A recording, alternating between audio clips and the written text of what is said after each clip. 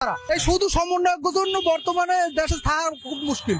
দ্রব্যমূল্যের বাজার এত ঊর্ধ্বগতি যেটা কল্পনার বাইরে। আবারও জননেত্রী শেখ হাসিনার এই দেশে প্রধানমন্ত্রী হিসেবে যদি দেওয়া হয় তাহলে আমরা কোনো মতো ডাল ভাত খাই বাঁচতে পারি। সমন্বয়করা কি করলেন? ওনারা তো একটা নতুন দেশ দিলেন। ওরা কি দিচ্ছে? রাষ্ট্র চালাবার বুঝে নাকি? টুকখানে বলাবান ওরা বুঝে নাকি দেশ চালাবার? হেলে কি দ্রব্যমূল্যের বাজার এইরকম ঊর্ধ্বগতি হয়? বাগুনের কেজি ছিল 40 টাকা, এখন হয়েছে 120 টাকা। চাউলের কেজি ছিল 50 টাকা, এখন হয়েছে 80 টাকা। মানুষ কি নেই? এই দুই সরকার, হ্যাঁ, যে ডক্টর ইউনূস সাহেব আর আপনার বিগত আওয়ামী লীগ সরকার, এর মধ্যে আপনি কাকে? জননেত্রী শেখ হাসিনাই ভালো, ডক্টর ইউনূসের চাইতে। আপনি ভালো থাকবেন এই কারণে না আপনি রাজনীতি করেন বিধায় বল? আমি ভালো থাকবো এই জন্য, কারণ আমি মেসে খাই। আগে দিতাম 2 বেলা খাইতাম, আর সকালের হোটেলে খাইতাম, নাস্তা খাইতাম, দিতাম 5000 টাকা। এখন বর্তমানে মেসালা বলছে টাকা দেওয়া লাগবে 7000, কারণ ওই যে তরকারি এবং চাউলের দাম বাড়ছে, এখন টাকা চাই 7000। এদিকে বেচা কিনে নাই, কি চলবো কেমন কোন দিন?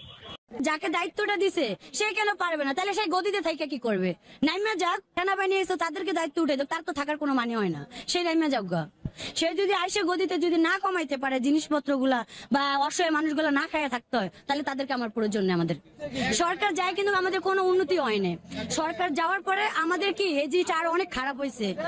তাহলে এই জিনিসটা কেন কমায় না? এখন তো সরকার নেই, তাহলে কেন কমায় না? এটাই জানতে চাই। আমরা কাজ করি কিন্তু বাজারে একটা জিনিস কিনতে যাই তখন দেখি দামটা বেশি, কিন্তু এটা কিন্তু সবাই কিনতে পারে না। যেমন দেখা গেছে যারা সরকারি চাকরি করে তাদের পক্ষে সম্ভব এটা কিনে খাওয়ার, আর যারা দিন আনে দিন খায় তারা কি পারে? এগুলা পারে না। গরিবেরা খাইয়া বাঁচুক, কারণ তাদেরকে তো বাঁচতে হবে। বড় লোকেরা খাইলে তো হবে না, কারণ ওদের টাকা পয়সা আছে, ওরা যে কোনো জিনিস কিনে খেতে পারবে, কিন্তু আমরা গরিবেরা কি করবো বলে? এই অবস্থা চলতে থাকলে আপনারা নিম্ন আয়ের যে মানুষগুলো আছেন তাদের অবস্থা কি হতে পারে? কি হবে? রাস্তায় এসে নামতে হবে, এটা ছাড়া তার করার কিছু নেই। কারণ এখন অনেক মানুষ না খাইয়া থাকে। যেমন দেখা গেছে যে কাঁচা মরিচটা, তারপর তরকারিটা, সবজিটা অনেকে কিন্তু কিনে খেতে পারে না। ওনার বাংলাদেশ করতে হইলে ছাত্রকে দিয়ে কাম হবে না ভাইয়া। এরা এখন তো বাচ্চা পোলাপান, দেশ চালানো এখন যোগ্য না ভাইয়া। সে তো এমন একটা জিনিস ভাবতে আছে যে সারা জীবনে মনে ক্ষমতায় থাকবে। আজকে 3 মাস গেছে যে শেখ হাসিনা, এখন তো সে নির্বাচনে কোনো কিছু করেই নেই। তা ডক্টর ইউনূস সে কি করলো বলেন? আজকে দেন পটল 100 টাকা কেজি, পেঁয়াজ 150 টাকা কেজি। এটা কি সাধারণ জনগণে খাইতে পারবে?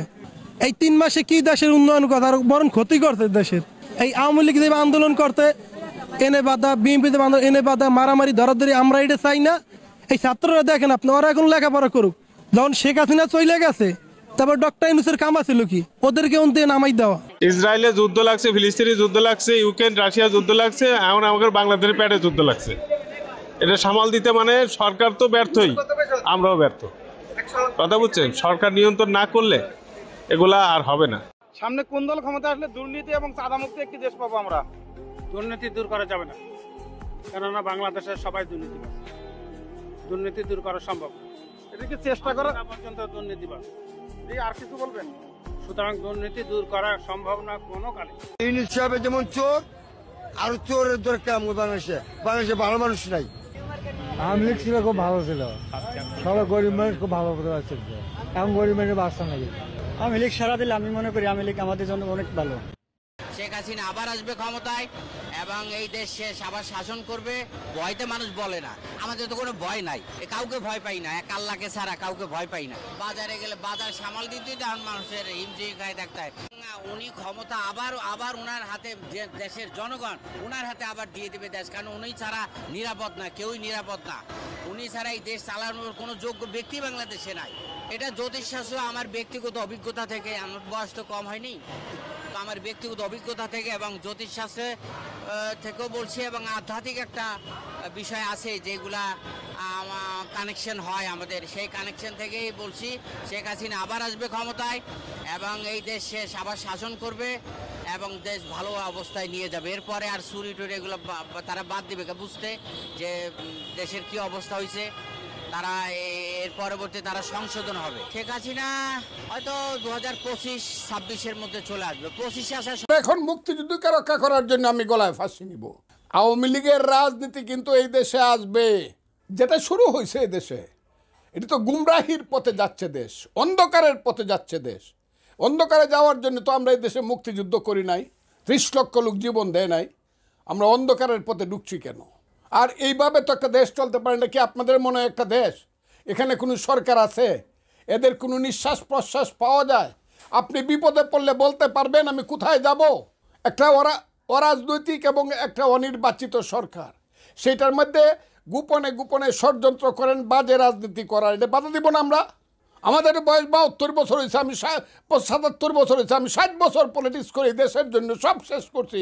আপনারা যা ইচ্ছা তা করবেন, আমরা আমাদের কথা বলবো না? যদি আপনাদের মতামত তাই হয় তাহলে জনগণের কাছে যান, যান দ্রুত এই দেশের 17 কোটি মানুষের অভিমত নেন, রিপ্রেজেন্টেশন নেন, একটা নিরপেক্ষ নির্দলীয় সরকারের অধীনে একটা সঠিক ভোট করেন। হ্যাঁ, যে কথাটা জনাব ইউনূস সাহেব বলছে, করেন একটা ভোট, দেখেন হু ইজ মেজরিটি, বাংলাদেশের মানুষ কি চায়। এইগুলা করবেন না, খালি দিনের পর দিন ইলেকশনের কথা কইলেই নতুন বউর মতো বুক গুমরা করে থাকবেন কেন? এটা কেমন কথা হলো? ইলেকশনের কথা কইলে আরে মনটা খুব খারাপ লাগে। বিনা ইলেকশনে ক্ষমতাতে কি চান আপনারা? চেহারা তো এক একজনের লাল টুকটুকে হইতেছে, আপেলের মতো হইতেছে, দেখতেছি তো। মানুষ কি চোখ অন্ধ করে রাখবে? বিবেক বন্ধ করে রাখবে? কিছুই বলবে না মানুষ? আপনারা তাই করতেছেন। কই, আমি তো ফজলুর রহমান দিয়ে এখনো রিক্সা দিয়ে হাইকোর্টে যাই। আমি ড্রাইভার রাখতে পারি না বলে গাড়ি চালাতে পারি না, তেলের দাম দিতে পারি না বলে গাড়ি চালাতে পারি না। আমি সেটা নাইবা বললাম, আমার ছেলে পেলেরা কি করে? এত সানা তুলে খায় না, সবাই কাজ করে খায়, সবচেয়ে ছোটোটা ব্যারিস্টার। কাজে উপরের গুলা কি বুঝবার চেষ্টা করেন। আমি একটা গাড়ি চালাতে পারি না, আপনার 4 কোটি টাকা দামের গাড়ি চালান কেমনে? কী করে 25টা গাড়ি লইয়া 50টা মাইক্রোবাস নিয়ে এখানে যান? কেমন করে 100 গেট করেন বাড়িতে গেলে পরে? এগুলা কি? এটা তো অপসংস্কৃতি। রাজনীতি তো আপনারা ধ্বংস করে দিচ্ছেন, আমাদের ভবিষ্যৎ জেনারেশনকে তো আপনারা ধ্বংস করে দিচ্ছেন। এই দেশ থাকবে না যতদিন চন্দ্র সূর্য উঠবে, কিয়ামত না হবে ততদিন আল্লাহর এই দুনিয়া বাংলাদেশ থাকবে, বাংলাদেশের স্বাধীনতা থাকবে। আচ্ছা, এখন জামাত আর বিএনপির যে দ্বন্দ্বের কথা বলে আসছি বা বলছে মানুষ, এর জন্য কি আওয়ামী লীগ কোনো সুবিধা পাবে কিনা? আপনারা যদি দ্বন্দ্বে লিপ্ত থাকেন। আপনাকে আরো অনেকবার বলছি, আওয়ামী লীগ আগামী 10 বছর তার আর কোনো সুবিধা নাই। মাঠে এসে তারা যতই বক্তৃতা করুক দূর থেকে। যারা মানুষের বাচ্চা, এদের বুঝতে হবে Fazlur Rahman is the man. সবাই মিললে যদি কথা কয়ে যদি আওয়ামী লীগের কেউ 12টা বাজায় থাকে, আমি একা 50%। আবার এখন মুক্তিযুদ্ধকে রক্ষা করার জন্য আমি গলায় ফাঁসি নিব। যারা মনে করেন যে আওয়ামী লীগ কালকে এসে পড়বে, তারা ভুল করতেছেন। আর যারা মনে করতেছেন জীবনে কোনোদিন আর আওয়ামী লীগ আসবে না, এই নামে না আসলেও, এই নেতৃত্ব না আসলেও আওয়ামী লীগের রাজনীতি কিন্তু এই দেশে আসবে। আওয়ামী লীগের রাজনীতি কিন্তু এই দেশে আসবে। ওই যে গণতন্ত্র, ধর্মনিরপেক্ষতা, বাঙালি জাতীয়তাবাদ, সমাজতন্ত্র, এই রাজনীতি কিন্তু আসবে। এটা এখান থেকে কিন্তু নিশ্চিহ্ন হবে না, এটার পিছনে মানুষ থাকবে। এগুলো কইলে অনেক কথা কইতে চায় না তো। তারা সংখ্যায় কত? একটা দেশে বিপ্লব করতে 3 থেকে 3.5% মানুষের সমর্থন লাগে। ওই যে 3 থেকে 3.5% মানুষ কত? 60 লাখ। কথাটা খুব বোঝার চেষ্টা করেন। 60 লাখ মানুষ আন্দোলন করছে, 3 থেকে 3.5% মানুষ আন্দোলন। এটা কি সব কি বৈষম্য বিরোধী ছাত্র আন্দোলনের বা জামাতের লোক?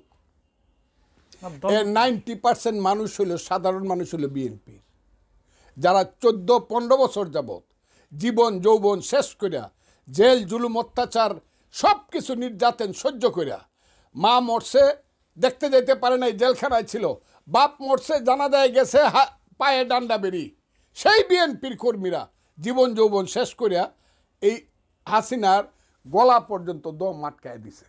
এরা তো হইল দাওয়ালের কাম করছে।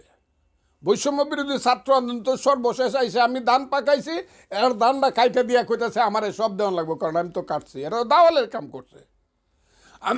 আমাদের ভাটি এলাকায় দাওয়াল যায় বৈশাখ মাসে, আমরা ফসল ফলাই গৃহস্থরা করে, কিন্তু ওরা কাটতে দেয়। কাটতে দিলে 8টা কাটলে একটা নেই। ওরা ইমানদার। এখন এরা তো সব নিতে চায়, আমার কিছু দিতে চায় না, দেশের জনগণকে কিছু, এরা সব নিতে চায়। আমরা যেহেতু কাটছি কাজে সব দান আমাদেরকে দাও, এটা তো ঠিক না। এটা ছাত্র জনতার আন্দোলন, সারা দেশের মানুষের আন্দোলন এটা। কাজে ক্রেডিট যদি কিছু থেকে থাকে সমস্ত দেশের মানুষের।